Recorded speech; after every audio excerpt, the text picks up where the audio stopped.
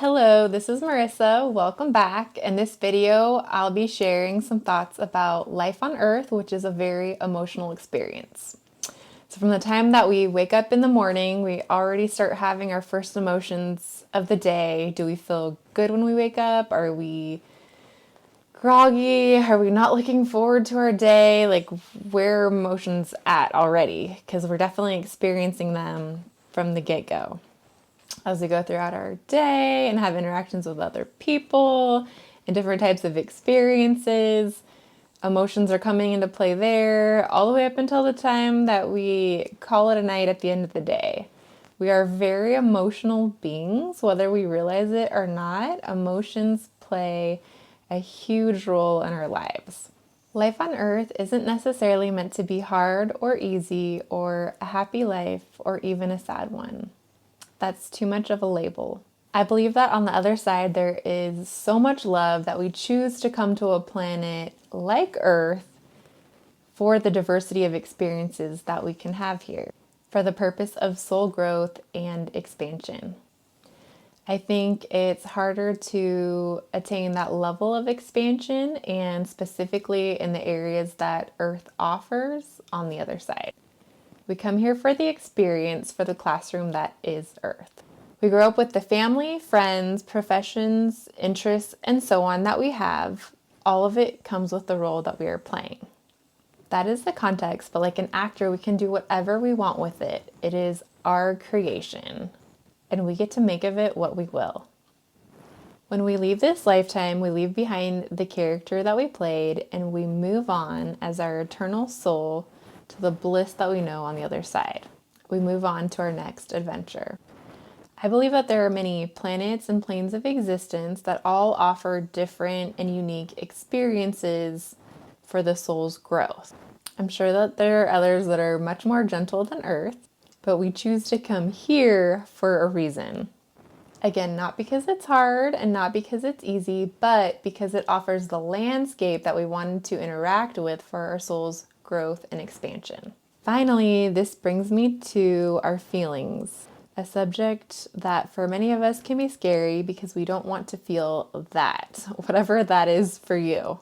We do a lot in order to avoid feeling the bad feelings.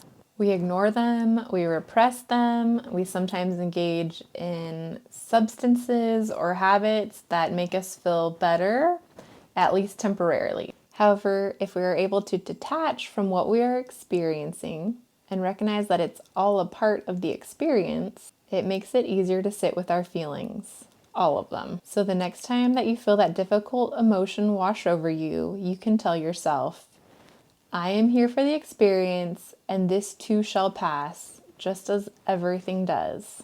Observe the feelings, but know that you are separate from them. This is the biggest trap, identifying with the feeling and believing that you are that feeling and that feeling is you. What is actually happening is that you, Carl, Mary, etc., are feeling sadness, fear, anxiety, shame. But you, Carl, Mary, etc., are not sadness, you are not anxiety, you're not fear, you are not any of those emotions. Just like you are not happiness. Sometimes you feel happy, sometimes you feel sad, other times you feel a variety of emotions. There are no wrong emotions. All emotions are okay to feel. The more you can be present with them and separate yourself from them, the less they will control you. There is a difference between feeling an emotion and letting emotions control your life, like how you show up in the world, how you interact with people, how you interact with yourself. They are feelings and you are experiencing them. How you interact with them is up to you. That is your personal power. Start by simply noticing the separation. Start by noticing that you are a person experiencing a specific emotion, but you are not an emotion. That emotion just comes through you. And I know when you feel it in your body, and sometimes there's the difficult ones that don't want to go away right away, That's all okay, but that doesn't mean that you and the emotion are the same thing. There's you and there's the emotion. You can, at any point in time, observe yourself as somebody experiencing anxiety, stress, anger, resentment, happiness, love. You can separate yourself from the emotion. You always can do this. Even when we're taking it on and feeling it in our bodies, we can still, with reflection and self-awareness, say like, okay, this is me and this is the emotion.